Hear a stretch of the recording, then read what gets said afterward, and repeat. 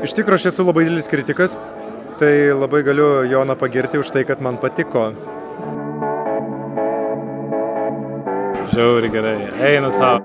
Aš pats, pavyzdžiui, labai bijau siaubiakų. Aš nekenčiu siaubiakų, bet šį siaubiaką žiūrėčiau dar kartą. Ėjau į siaubo filmą ir galvojau, ar bus baisu, iš tikrųjų labai daug juokiausi, bet buvo ir baisu. Labai išvengiau ir labai bijojau tuo pačiu metu. Buvo dvi emocijos viename ir labai greitai praėjo laikas, labai linksma buvo. Dar lietuvių kalboje nėra tokio termino, kuris galėtų apibrėžti, kas tai yra per žanras, bet aš iš gerąjį žodžio prasme juokiausi daugiau negu iš kai kurių komedijų. Bet gerąjį žodžio prasme.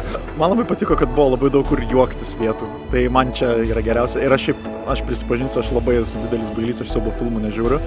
Bet šitas gal ne tiek gąsdino dėl to, kad scenarijų buvau perskaitęs, bet tos pjaustimo visokios ir žudimo scenos, tai buvo padirbėta.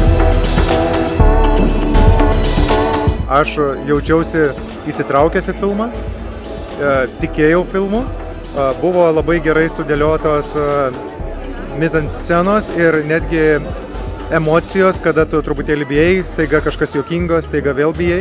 Dialogai yra gyvi, jie nėra tokie pritempti, kai kuriuose filmuose būna, tai tiesiog, aš tikrai manau, kad tai yra puikus darbas.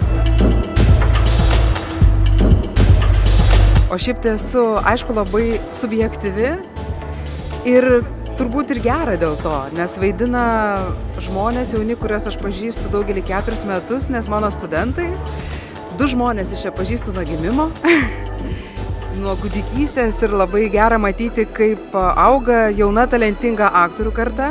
Žiauriai gerai. Žiauriai pagrindinis, kuris vaidino Marių, Šarūnas Rapolas Meliešius. Man patiko labai, kaip jisai emocijas sugebėjo keisti. Labai faina, kad žmonės kalba gyva kalba, nepervaidina ir yra siužeto vingių, kur tikrai galvoja, kas čia vyksta. Šiaip įdomu žiūrėti, tikrai, verta pažiūrėti.